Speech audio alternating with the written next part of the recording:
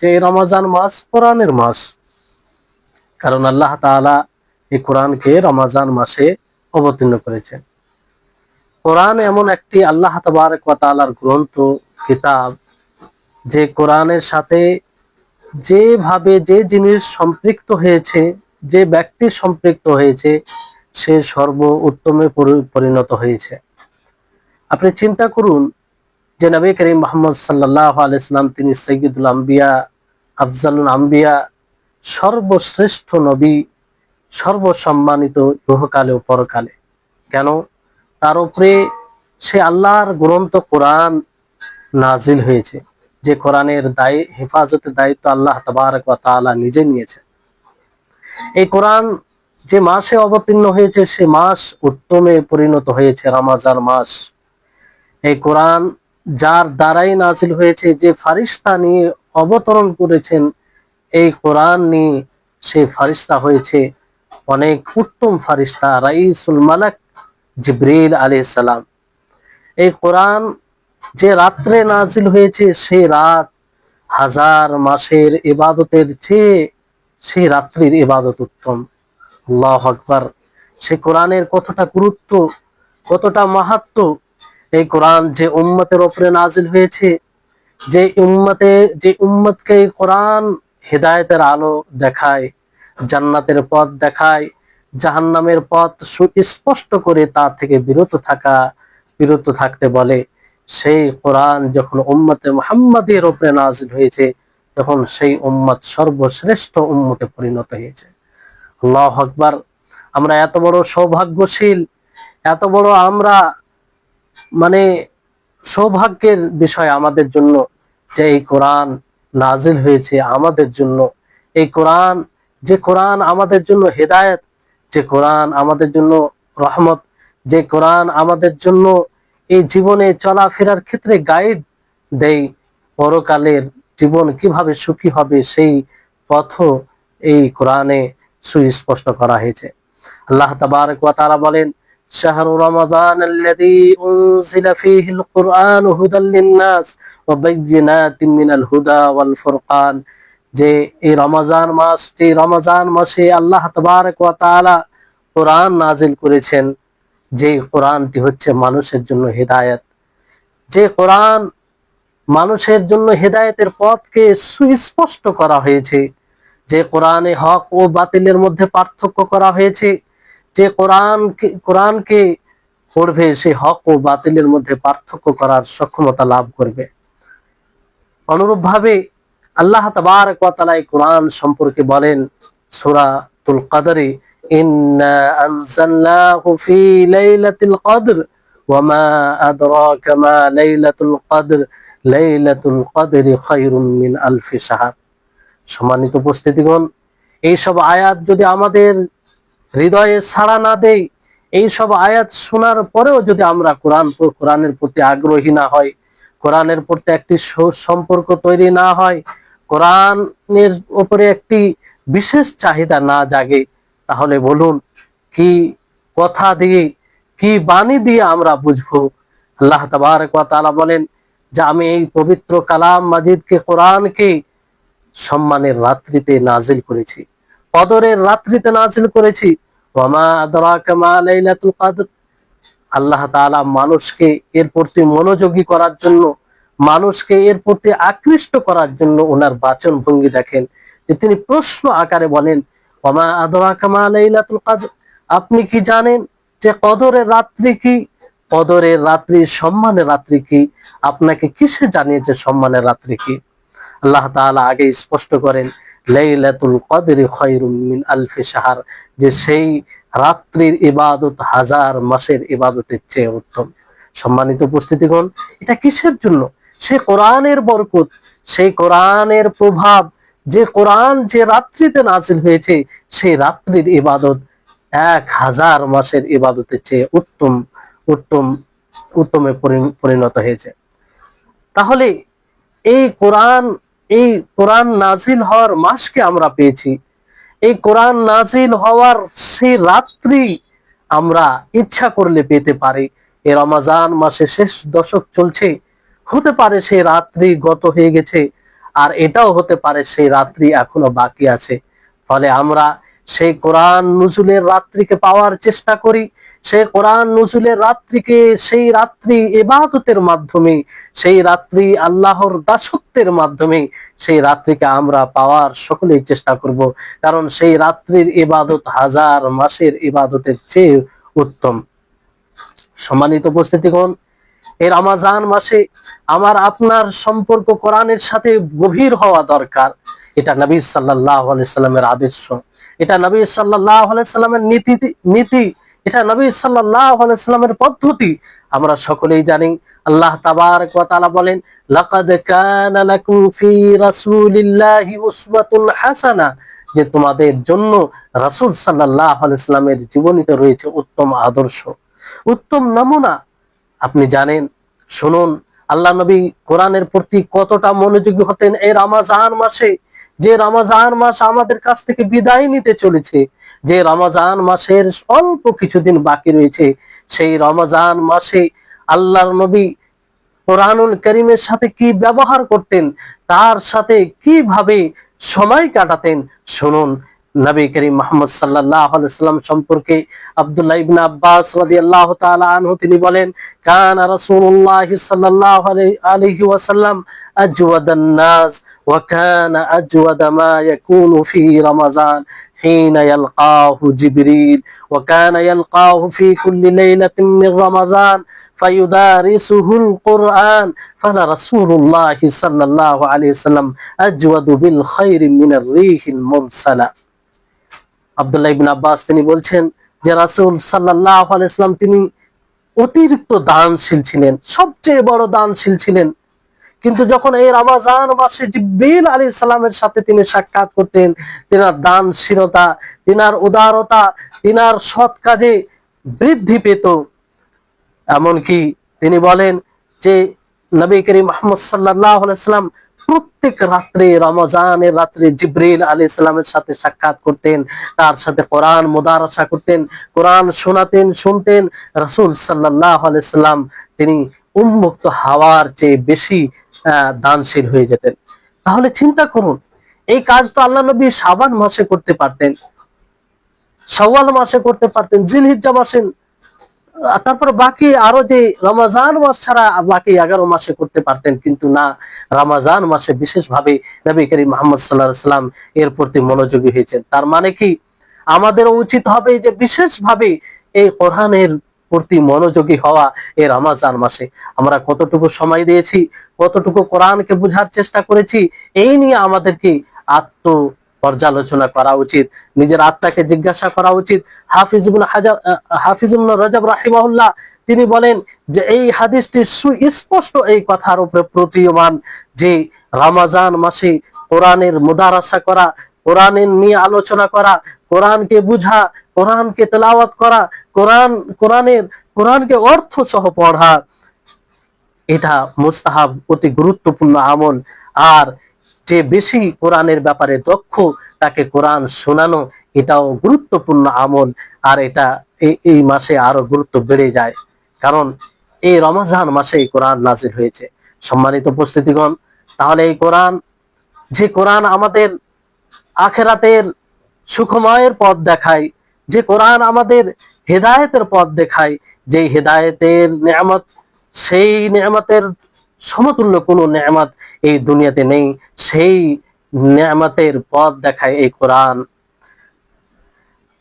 এই কোরআন সম্পর্কে আপনাদেরকে কি বলবো, অনেক হাদিস রয়েছে, অসংখ্য হাদিস রয়েছে। আপনারা অবাক হবেন যে এত ফজিলতপূর্ণ হাদিস থাকা সত্ত্বেও কোরআন তিলাওয়াত করা, কোরআনের সাথে সম্পর্ক রাখা, কোরআনের সাথে বন্ধুত্ব করা, কোরআনকে সবসময় নিজের সঙ্গে রাখা, এটা কত বড় সৌভাগ্যের বিষয়। আপনি শুনুন, আনাস রাদিয়াল্লাহু তাআলা আনহু থেকে বর্ণিত, তিনি বলেন, রাসূল সাল্লাল্লাহু আলাইহি সাল্লাম বলেন, ইন্না লিল্লাহি আহলিনা মিনান নাস ফাকিলা মান আহলুল্লাহ মিনহুম ক্বালা আহলুল কুরআনি হুম আহলুল্লাহি ওয়া খাসাতুহু।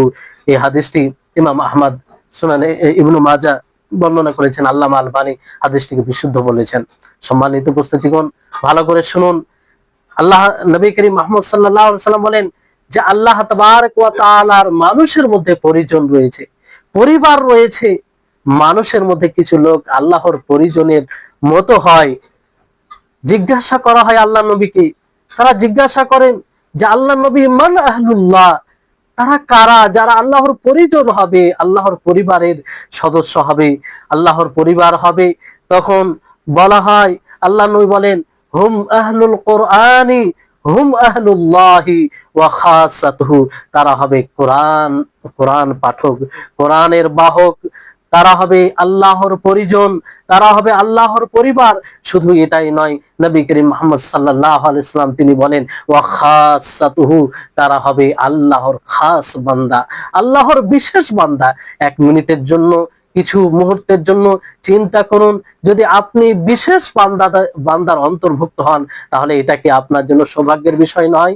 যদি আপনার দেশের প্রধানমন্ত্রী বলে যে অমুক অমুক ব্যক্তি অমুক জায়গার লোক, তারা আমার বিশেষ লোক, তারা আমার খাস লোক, তারা আমার স্পেশাল লোক, তাহলে কি তারা খুশি আনন্দিত হবে না? সম্মানিত উপস্থিতিগণ, চিন্তা করুন, সেই মহান খালিক, সেই মহান স্রষ্টা, তিনি বলছেন যে আমার খাস বান্দা, তিনি রাসূল সাল্লাল্লাহু আলাইহি ওয়াসাল্লাম বলেন যে আল্লাহর খাস বান্দা, আল্লাহর বিশেষ বান্দা, আল্লাহর বিশেষ বান্দা তারা যারা এই কোরআনের সাথে সম্পর্ক রাখে, যারা এই কোরআন পাঠ করে, যারা এই কোরআন শিখে, যারা এই কোরআনের শিক্ষা অন্যকে দান করে, যারা এই কোরআনকে নিয়ে গবেষণা করে, যারা এই কোরআন অনুযায়ী জীবন যাপন করে, তারা হচ্ছে আল্লাহর বিশেষ লোক। আজকে আমাদের মধ্যে সাড়া কেন দেয় না? এই হাদিস শোনার পরেও যদি আমরা কোরআন না শিখতে পারি, কোরআন শিখার প্রচেষ্টা না করি, তাহলে বলুন কিসের পরিচয় এটা? এটা কি উদাসীনতার পরিচয় নয়? এটা কি আল্লাহর রাসূলের কথার উপরে অবিশ্বাস্য, সেই রকম ভাবে বিশ্বস্ত হতে পারেনি তার পরিচয় নয়? যদি আমরা বিশ্বস্ত হতাম, এতটা পিছিয়ে কেন? আমরা কি কাউকে যদি জিজ্ঞাসা করি যে আমরা কি আল্লাহর খাস বান্দাদের অন্তর্ভুক্ত হতে চাই না, অবশ্যই সকলের উত্তর হবে জি হ্যাঁ হতে চাই। কিন্তু কোথায় আজকে কতটা আমরা সেই কোরআনের সাথে সম্পর্ক রেখেছি? সম্মানিত উপস্থিতিগণ, এই কোরআন এমন একটি গ্রন্থ, এই কোরআন এমন একটি বরকতময় কিতাব, এই কোরআন এমন একটি আলোড়ন সৃষ্টিকারী গ্রন্থ, এই কোরআন এমন একটি বিপ্লব ইনকিলাব সৃষ্টিকারী গ্রন্থ, আপনি কল্পনা করতে পারেন না। আপনি সেই হাদিসটি শুনুন, যে হাদিসে নবী করিম মুহাম্মদ সাল্লাল্লাহু আলাইহি ওয়াসাল্লাম বলেন ওয়ামাজতামা কওমুন ফি বাইতিন মিন বুয়ুতিল্লাহি ইয়াতলুনা কিতাবাল্লাহি ওয়া ইয়াতাদারাসুনাহু বাইনাহুম ইল্লা নাযালাত আলাইহিমুস সাকিনা ওয়া গাশিয়াতহুমুর রাহমা ওয়া হাফফাতহুমুল মালায়েকা ওয়া যাকারাহুমুল্লাহু ফি মান ইনদা ওয়া মান বাত্তা বিহি আমালুহু লাম ইউসরি বিহি নাসাবু। আল্লাহু আকবার। শুনুন ভালো করে, আল্লাহর নবী বলেন যে আল্লাহর ঘর সমূহের মধ্যে যে কোনো ঘরে যখন কিছু মানুষ একত্রিত হয়, এক জায়গায় জমা হয়ে আল্লাহর কিতাবের তেলাওয়াত করে, আল্লাহর কিতাবকে পাঠ করে, এবং সেটা এক অপরের সাথে আলোচনা করে, মুতাদারাসা করে, আলোচনা করে, বুঝায়, সেই মজলিসে সেই লোকদের উপরে কি হয়? আল্লাহ নবী বলেন তাদের উপরে প্রশান্তি নাজিল হয়। শুধু এটাই নয়, তাদের উপরে রহমত বর্ষণ হয়। শুধু এটাই নয়, তাদেরকে ফারিস্তাগণ পরিবেষ্টন করে ফেলে। শুধু এটাই নয়, আল্লাহ তাবারক ওয়া তাআলা তাদের ব্যাপারে নিজ কাছের ফারিস্তাদের সাথে আলোচনা করে, যে আমার অমুক বান্দা, তারা আমাকে নিয়ে আলোচনা করে। তারপরে আল্লাহ নবী বলেন ওমান বাত্তা বিহি আমালুহু লাম ইউসরি বিহি নাসাবুহু, যার আমল তাকে পিছিয়ে দেয়, তাকে তার নাসব, তার খানদান, তার প্রভাব, তার শক্তি কিছুই তাকে আগে নিয়ে যেতে পারবে না। একমাত্র তার আমল থাকবে, যে আমলই তাকে সম্মান দিবে, যে আমলের মাধ্যমে সে পরকালে সম্মানিত হবে। সম্মানিত উপস্থিতিগণ, দেখুন এই কোরআন কি বরকতের কিতাব, কি আলোড়ন সৃষ্টিকারী, যে মজলিসে, যে জায়গায়, যে মানুষ নিয়ে আলোচনা করবে, তার উপরে এতগুলো আল্লাহর রহমত বর্ষণ হয়, প্রশান্তি নাজিল হয়, ফারিস্তাগণ পরিবেষ্টন করে ফেলে, তাদের ব্যাপারে আল্লাহ তাআলা নিকটবর্তী ফারিস্তাদের নিকটে আলোচনা করে। সম্মানিত উপস্থিতিগণ, শুধু এটাই নয়, আমরা এই রমজান মাসে সেই দিন অতিবাহিত করছি, দিনের সময় শ্যাম সাধনা করি, রাত্রে যদি আমরা কিয়ামের মাধ্যমে কোরআন তেলাওয়াত করি, এমনিতে এমনি কোরআন তেলাওয়াত করি, তাহলে কি লাভ রয়েছে শুনুন ভালো করে। আব্দুল্লাহ ইবনে আমর বলেন যে রাসূল সাল্লাল্লাহু আলাইহি ওয়াসাল্লাম বলেন, আস-সিয়াম ওয়াল কোরআন ইয়াশফাআনি লিল আবদি ইয়াউমাল কিয়ামা। যে এই কোরআন এবং যে সিয়াম সাধনা করি আমরা, রোজা রাখি, এই উভয়টি ইবাদত, এই উভয়টি আল্লাহর কাছে গিয়ে সুপারিশ করবে হাসরের মাঠে। যেদিন কেউ কারো হবে না, আপনার পিতা, আপনার সন্তান, আপনার স্ত্রী, আপনার কাছের মানুষ, আপনার প্রিয়জন, আপনার বন্ধু, আপনার সবচেয়ে কাছের মানুষ, সেও আপনার কোনো সহযোগিতা করতে পারবে না। কিন্তু এই দুটি জিনিস হাসরের মাঠে আপনার পক্ষ হয়ে দাঁড়াবে। বলবে সিয়াম, কি বলবে? ইয়াকুলু সিয়াম আই রাব্বি মানাতুহু আত-তাআম ওয়াশ-শাহওয়াতি বিন-নাহারি ফাশাফি'নি ফীহি। সিয়াম বলবে যে এ আমার প্রতিপালক, হে আমার রব, আমি তাকে খাবার এবং যৌন ইচ্ছা প্রবৃত্তি পূর্ণ করা থেকে আমি বিরত রেখেছিলাম দিনের সময়। ফাশাফি'নি ফি, তার ব্যাপারে আমার তুমি সুপারিশ গ্রহণ করো, আমার কথাকে মেনে নাও। তখন তারপরে কোরআন বলবে, ওয়ায়াকুলুল কোরআন, কোরআন বলবে মানাতুহু আন-নাওমা বিল-লাইলি ফাশাফি'নি ফীহি, যে আমি তাকে ঘুম থেকে নিষেধ করেছিলাম। কোরআন বলবে যে রাত্রি জাগরণ করে আমাকে তেলাওয়াত করেছিল, আমাকে নিয়ে গবেষণা করেছিল, আমাকে নিয়ে চিন্তা করেছিল। ফাশাফি'নি ফি, তো আমার সুপারিশ তার ব্যাপারে কবুল করো। ক্বালা ফায়ুশাফফাআন, আল্লাহ নবী বলেন তাদের উভয়ের সুপারিশকে গ্রহণ করা হবে। সম্মানিত উপস্থিতিগণ, কি খুশির সময় থাকবে, কি আনন্দের মুহূর্ত থাকবে, কি খুশির অবস্থা তখন হবে যখন কোরআন আপনার পক্ষে বলবে, যখন কোরআন আপনার পক্ষে দাঁড়াবে, যখন কোরআন আপনার ব্যাপারে সুপারিশ করবে সেই প্রতিপালকের নিকটে, সেই স্রষ্টার নিকটে, যেখানে কারো কোনো কথা চলবে না, সেই জায়গায় আপনার পক্ষ হয়ে কথা বলবে। এর বিপক্ষে মনে রাখবেন, এই কোরআন যদি আপনার বিপক্ষে দাঁড়িয়ে যায়, এই কোরআন আপনার বিপক্ষে নালিশ করে, তো যেমন আল্লাহ তাআলা কোরআনের সুপারিশ গ্রহণ করবে, অনুরূপ ভাবে কোরআনের নালিশ, কোরআন যে যদি আপনার বিপক্ষে বলে সেটাও আল্লাহ তাআলা শুনবে। ফলে আপনার সেদিন রেহাই থাকবে না, পরিত্রাণ পাবেন না। ফলে এই কোরআনের সাথে সম্পর্ক গড়ে তুলুন, এই কোরআনের সাথে বন্ধুত্ব করুন, এই কোরআনকে জীবন সঙ্গী বানান, এই কোরআন অনুযায়ী জীবন যাপন করুন। কোরআন হবে আপনার জীবন বিধান, কোরআন হবে আপনার শরীয়তের নীতিমালা, কোরআন হবে সবকিছু আপনার জীবন, সেই কোরআন গাইড করবে আপনার জীবনকে। সম্মানিত উপস্থিতিগণ, এই কোরআন এমন একটি গ্রন্থ যে কোরআনের ব্যাপারে বলা হয়েছে যে এই কোরআন নিয়ে আপনি ঈর্ষা করতে পারেন, হিংসা করতে পারেন। নবী করিম মুহাম্মদ সাল্লাল্লাহু আলাইহি ওয়াসাল্লাম বলেন, লা হাসাদা ইল্লা ফিতনাতাইনি রাজুলুন আতাহুল্লাহুল কুরআন ফাহুয়া ইয়াতলুহু আনা আল-লাইল ওয়া আনা আন-নাহার ওয়া রাজুলুন আতাহুল্লাহু মালান ফাহুয়া ইউনফিকুহু আনা আল-লাইল ওয়া আনা আন-নাহার। যে দুইটি জিনিস ছাড়া কোনো বিষয়ে হিংসা নেই। হিংসা বলতে এখানে ঈর্ষা। হিংসা তো হয় যে আপনি যার প্রতি হিংসা করবেন তার নেয়ামত ধ্বংস হয়ে যাক, সে সেটা থেকে বঞ্চিত হয়ে যাক, এটা আপনি আশা করবেন, এটাকে বলা হয় হিংসা, যেটা হারাম ইসলামে। আর ঈর্ষা বলা হয় যে আপনি এটার প্রতি আপনিও চাইবেন যে তার চেয়ে অধিক আপনি অর্জন করবেন, কিন্তু সে যেটা অর্জন করছে তাতে আপনি অসন্তুষ্ট হবেন না, কারণ সেও সেটা ইবাদত করছে। সম্মানিত উপস্থিতিগণ, তাহলে কোরআনের ব্যাপারে আপনি ঈর্ষা করতে পারেন। এই কোরআন যে একজন ব্যক্তি ভালো তেলাওয়াত করছে, আমিও ভালো তেলাওয়াত করব। একজন ব্যক্তি দিনে এক পারা তেলাওয়াত করছে, আমিও এক পারা তার চেয়ে বেশি তেলাওয়াত করব। একজন ব্যক্তি কোরআনে জন্য যথাযথ সময় দেয়, আমিও তার চেয়ে বেশি সময় দেব। এইভাবে আপনি প্রতিযোগী হতে পারেন। সম্মানিত উপস্থিতিগণ, এই হাদিসটি বুখারী মুসলিমে রয়েছে। তারপরে আসুন, এই কোরআন এমন একটি সম্মানিত গ্রন্থ, এমন একটি আল্লাহর বরকতময় কিতাব। আর কেনই না বরকতময় হবে না? এটা তো আল্লাহ তাআলার সরাসরি কথা, এটা তো আল্লাহ তাআলার সরাসরি বাণী, এটা তো আল্লাহর মাখলুক নয়, এটা আল্লাহ তাবারক ওয়া তাআলার বাণী, আল্লাহ তাআলার কথা। যেই কথার কারণে এত বরকত যে যদি কোনো মানুষ কোরআন বাহকের, কোরআন পাঠকের, কোরআন গবেষকের, কোরআন অনুযায়ী আমলকারীর সম্মান করে, নবী করিম মুহাম্মদ সাল্লাল্লাহু আলাইহি সাল্লামের ভাষ্য অনুযায়ী সে আল্লাহর সম্মান প্রদর্শন করে, সে আল্লাহর সম্মান করে। কি সম্মান, কি কোরআনের গুরুত্ব, যে কোরআন বাহক হওয়ার কারণে, কোরআন পাঠক হওয়ার কারণে তার সম্মান করা মানে আল্লাহ তাআলার সম্মান করা। আল্লাহ নবী মুহাম্মদ সাল্লাল্লাহু আলাইহি সাল্লাম বলেন, ইন্না মিন ইজলালিল্লাহি ইকরামা যিস শাইবাতিল মুসলিম ওয়া হামিলিল কুরআনি গায়রিল গালি ফীহি ওয়াল জাফি আনহু ওয়া ইকরামা যিস সুলতানিল মুকসিতি। নবী করিম মুহাম্মদ সাল্লাল্লাহু আলাইহি সাল্লাম বলেন, হাদিসটি আবু দাউদে এবং হাদিসটি সহিহ বিশুদ্ধ হাদিস। আল্লাহ নবী বলেন যে আল্লাহ তাআলা কোন বিরুদ্ধ মুসলিমের সম্মান করা এবং তার মধ্যে কোরআন বাহকের সম্মান করা মানে আল্লাহর সম্মান করা, এবং ন্যায় পরায়ণ বাদশার নেতার সম্মান করা মানে আল্লাহর সম্মান করা।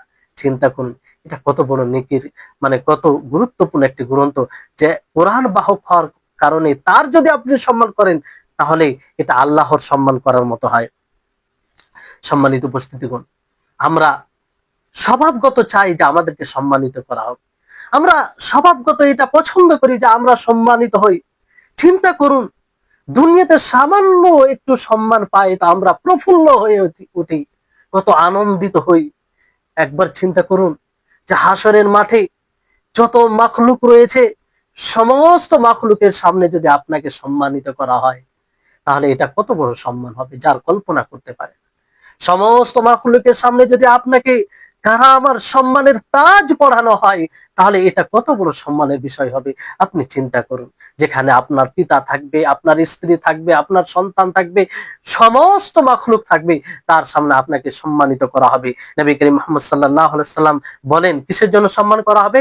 এই কোরআনের সাথে সম্পর্ক রাখার জন্য, এই কোরআনকে জীবন সঙ্গী বানানোর কারণে।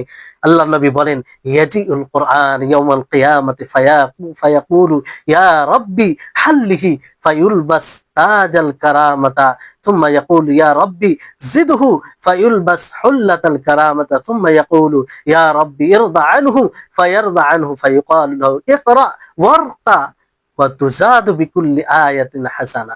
আল্লাহু আকবার। এত সৌভাগ্যের বিষয় যেটা আমরা দুনিয়াতে এই আমল করে সম্মান অর্জন করতে পারি। আল্লাহ নবী বলেন যে হাসরের মাঠে কোরআন আসবে, বলবে আল্লাহ তাআলাকে, হে আমার প্রতিপালক, হে আমার রব, ইয়া রব্বি হাল্লিহি তাজাল কারামাতা, যে এই তোমার বান্দাকে সম্মানের তাজ পরিয়ে দাও, সম্মানিত করো। তখন আল্লাহ তাআলা তাকে সম্মানিত করবেন।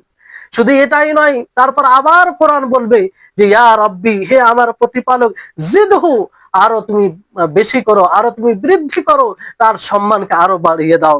তখন কি করাবো? ফায়ুলবাস হুল্লাতাল কারামা, তাকে সম্মানের পোশাক পরানো হবে, যে পোশাকের উপরে আরেকটি সম্মান জাতীয় পোশাক পরান সেটা পরানো হবে। শুধু এটাতেই যথেষ্ট করবে না, কোরআন আবারও বলবে, আল্লাহ তাআলাকে বলবেন ইয়া রাব্বি ইরদা আনহু ফায়ারদা আনহু, হে আমার প্রতিপালক, তুমি তার প্রতি সন্তুষ্ট হয়ে যাও। তখন আল্লাহ তাআলা তার প্রতি সন্তুষ্ট হয়ে যাবে। আল্লাহু আকবার। আল্লাহ তাআলার কারো প্রতি সন্তুষ্ট হয়ে যাওয়া, এর চেয়ে কি বড় নিয়ামত আছে দুনিয়াতে? ইহকাল ও পরকালে কোনো জায়গায় এর চেয়ে বড় নিয়ামত নেই। সবচেয়ে বড় নিয়ামত হচ্ছে এক বান্দার উপরে আল্লাহ তাআলা সন্তুষ্ট হয়ে যাওয়া, এক বান্দার উপরে আল্লাহ তাআলার খুশি হওয়া, এটা হচ্ছে সবচেয়ে বড় নিয়ামত। এই নিয়ামতের কথা বলবে সেই কোরআন, যদি কোরআনের সাথ দিয়ে থাকেন আজকে। সম্মানিত উপস্থিতিগণ, তারপরে বলা হয়, হাদিসে আছে, বলা হবে তাকে যে তুমি কোরআন পাঠ করো, জান্নাতের সিঁড়িতে উঠে যাও।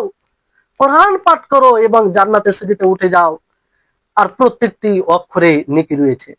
চিন্তা করুন, আপনার সামনে আপনার বন্ধুকে, আপনার আত্মীয় স্বজনকে, আপনার পরিচিত লোককে সে কোরআন দুনিয়াতে পড়েছে, যার ফলে তাকে বলা হবে যে তুমি কোরআন পড়ো এবং জান্নাতের মর্যাদায় তুমি উঠতে থাকো। আর আপনি সেই দিন নিরাশা হতাশার জালে আবদ্ধ হয়ে ভাববেন, কাশ আমি যদি দুনিয়াতে কোরআন পড়তাম, কোরআন শিখতাম, কোরআনের সাথে সম্পর্ক রাখতাম, কোরআনকে নিয়ে চিন্তা করতাম, কোরআনের অর্থ বুঝতাম, কোরআন অনুযায়ী জীবন যাপন করতাম, আজকেও আমাকে এইভাবে সম্মানিত করা হতো, আজকেও আমাকে বলা হতো যে তুমিও এই জান্নাতের শিখরে, উন্নতের শিখরে তুমি পৌঁছাতে থাকো, কোরআন তেলাওয়াত করতে থাকো। আজকে হায় আফসোস, কোরআন জানি না, দুনিয়াতে কোরআন পড়িনি, আজকে আমার জন্য সেটুকু নেই। তাহলে কত বড় আক্ষেপ হবে, দুঃখ হবে, কষ্ট পাবেন। সেদিন কি কষ্ট পেয়ে সেদিনকে আক্ষেপ করে কোনো লাভ হবে? কোনো লাভ হবে না। সম্মানিত উপস্থিতিগণ, অতএব এই কোরআনকে শিখুন, এই কোরআন তেলাওয়াত করুন, এই কোরআনের সাথে গভীর সম্পর্ক রাখুন, এই কোরআন দ্বারা আপনার সমস্যা সমাধান করুন। এই কোরআন দ্বারা, এই কোরআনে সবকিছু সমাধান রয়েছে। চিন্তা করুন, আপনি যদি কোরআন শিখেন, কোরআন পাঠ করেন, কত নেকি রয়েছে, অসংখ্য নেকি রয়েছে। হাদিসে বলা হয়েছে, নবী করিম মুহাম্মদ সাল্লাল্লাহু আলাইহি ওয়াসাল্লাম বলেন, মান ক্বারা হারফাম মিন কিতাবিল্লাহি ফালাহু বিহি হাসানা। যে ব্যক্তি কোরআনের একটি অক্ষর পড়লো, সে একটি নেকি পেল। ওয়াল হাসানাতু বিআশরি আমসালিহা, আর একটি নেকি 10 সমতুল্য নেকি রয়েছে। লা আকুলু আলিফ লাম মিম হারফুন ওয়ালাকিন আলিফুন হারফুন ওয়া লামুন হারফুন ওয়া মিমুন হারফুন। আমি এটা বলছি না যে আলিফ লাম মিম একটাই অক্ষর, না, আমি বলতে চাইছি যে আলিফ একটি অক্ষর, লাম একটি অক্ষর, মিম একটি অক্ষর। তো আপনি আলিফ লাম মিম পড়লেন, মানে 3টি অক্ষর উচ্চারণ করলেন। তো এই 3টি অক্ষরের পরিবর্তে প্রত্যেক অক্ষরে আপনার 10 নেকি। তো আলিফ লাম মিম পড়ে আপনি 30 নেকি অর্জন করলেন। চিন্তা করুন, আপনি যদি একবার কোরআন শেষ করেন, কতটা নেকির অধিকারী হবেন, কতটা আপনার আখিরাত তৈরি করতে সহযোগী হবে এই কোরআন। এই কোরআন আপনার আখিরাতের সম্ভার হবে। ফলে এই কোরআন তেলাওয়াত করুন। আখিরাতকে তৈরি করার একটি অন্যতম একটি মানে আমল হবে। সম্মানিত উপস্থিতিগণ, তাহলে এইভাবে আপনি কোরআনের সাথে শিখে, কোরআন তেলাওয়াত করে আপনি নেকি অর্জন করতে পারেন। তারপরে বিশেষভাবে আমরা যদি দেখি সালাফদের দৃষ্টান্ত, যে তারা এই রমজান মাসে কিভাবে কোরআনের সাথে সম্পর্ক রাখতেন। কাতাদা তিনার ব্যাপারে বলা হয় যে তিনি প্রত্যেক সপ্তম রাত্রে, মানে 7 দিনে একবার কোরআন শেষ করতেন। যখন রমজান আসতো তখন 3 দিনে একবার শেষ করতেন। আর যখন মানে রমজান মাসের শেষ দশক শুরু হয়ে যেত, তখন প্রত্যেক দিনে একবার শেষ করতেন। এইভাবে ইমাম শাফি রাহিমাহুল্লাহ তিনিও দৈনন্দিন রমজান মাসে শেষ করতেন। এরকম ভাবে ইমাম মালিক রাহিমাহুল্লাহ, তিনার ব্যাপারে বলা হয়েছে তিনি তো সব সময় দার্স দিতেন, মানুষকে উপদেশ দিতেন, পড়াতেন, মানুষকে শিক্ষা দিতেন। কিন্তু রমজান মাস যখন শুরু হতো, তখন এই সবগুলো বন্ধ করে কোরআন পাঠে, কোরআন তেলাওয়াতে, কোরআন বুঝতে মনোযোগী হয়ে যেতেন। অনুরূপ ভাবে সুফিয়ান সাউরি রাহিমাহুল্লাহ তিনিও এই কাজগুলো করতেন। সমস্ত ইবাদতকে তিনি ছেড়ে কোরআনে মনোযোগী হয়ে যেতেন। বেশিরভাগ সময়টা কোরআনে কাটাতেন।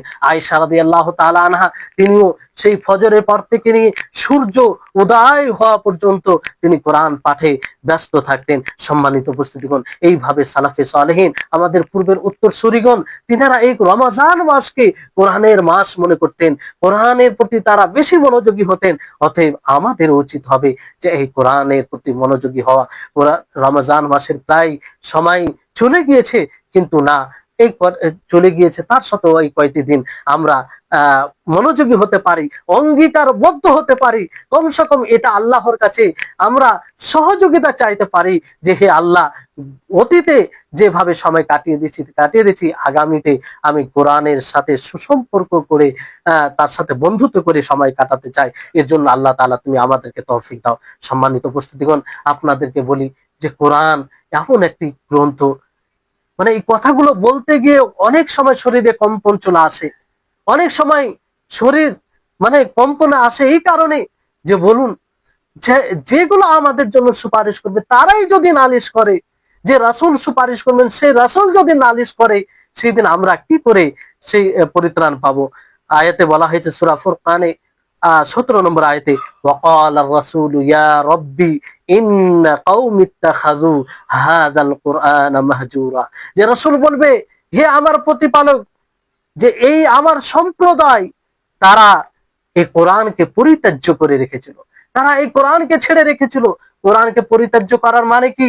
কোরআন তেলাওয়াত না করা, কোরআনকে না শেখা, কোরআন শেখার পরেও নিয়মিত তেলাওয়াত না করা, কোরআন অনুযায়ী জীবন যাপন না করা, কোরআনকে বোঝার চেষ্টা না করা, এগুলো সব এর মধ্যে আসবে। সম্মানিত উপস্থিতিগণ, আজকে আমরা বর্তমান সময় যদি দেখি, অধিকাংশ মানুষের সংখ্যা এতটাই, অনেক বড় দুঃখ হয় যে সিংহভাগ মুসলিম কোরআন পড়তে জানে না, কোরআন পড়তে জানে না।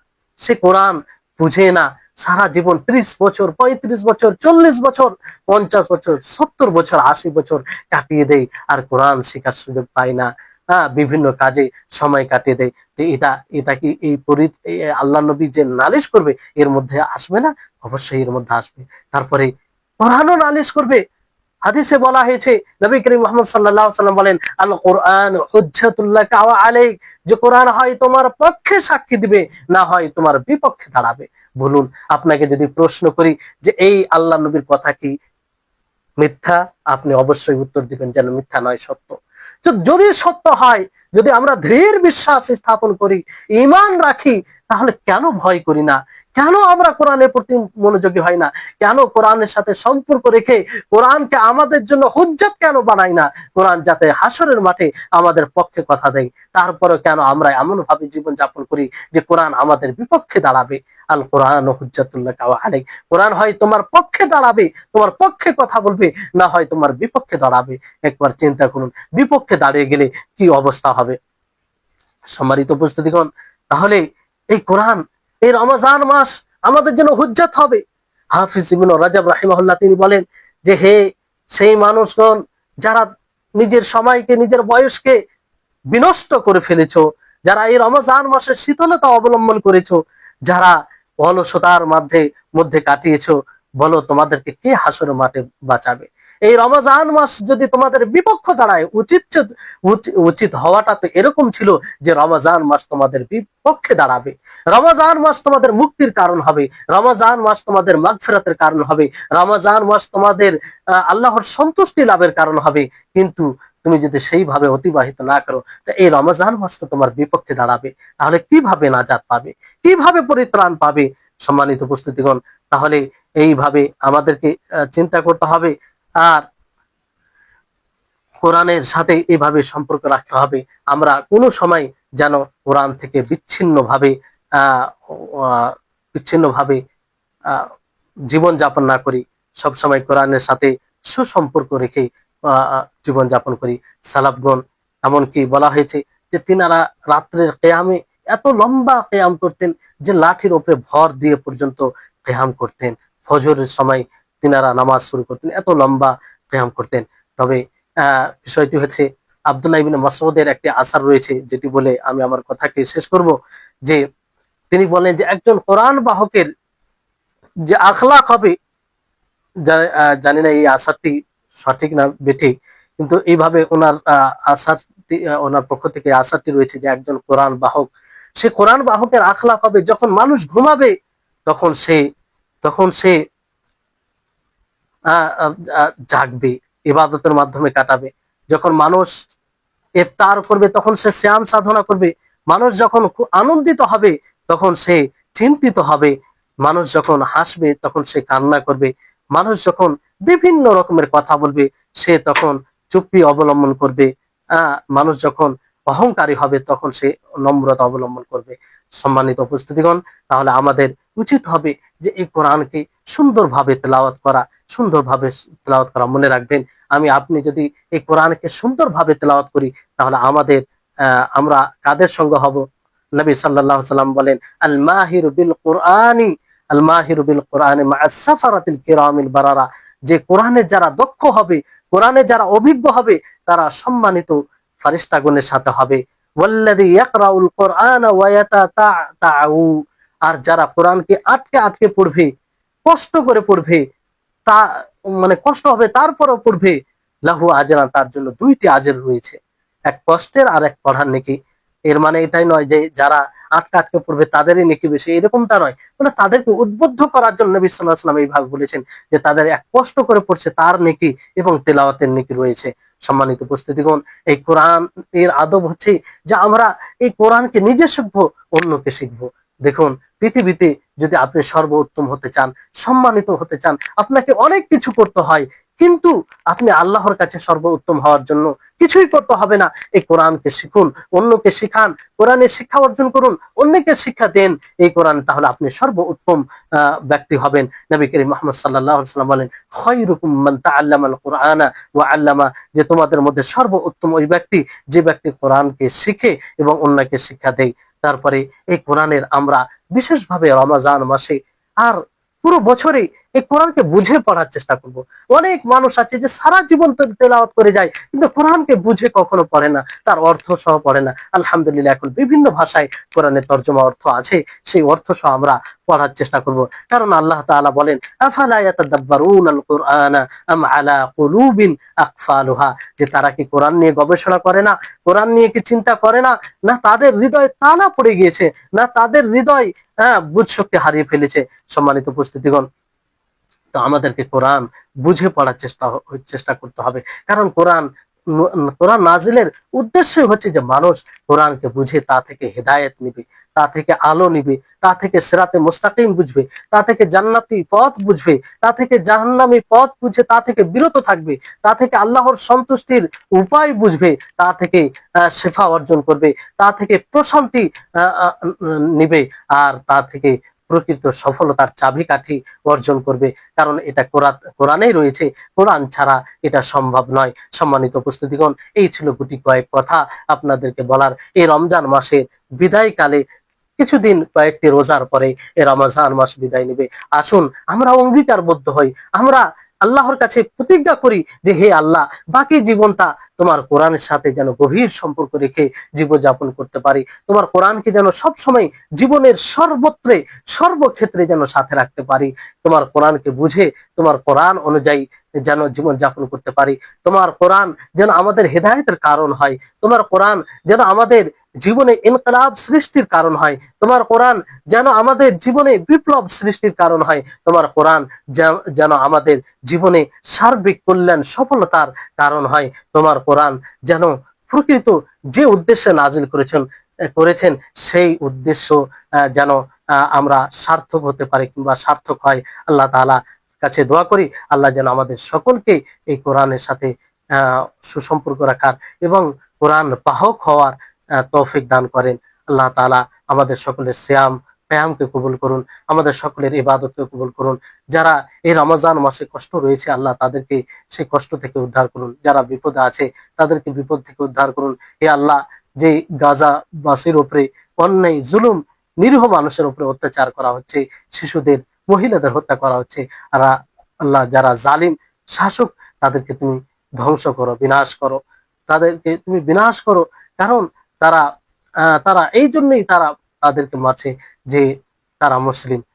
আল্লাহ তাআলা তুমি তুমি দয়াশীল, তুমি সবচেয়ে বড় শক্তিশালী, তুমি ইচ্ছা করলে মুহূর্তের মধ্যে তাদেরকে শেষ করে দিতে পারো।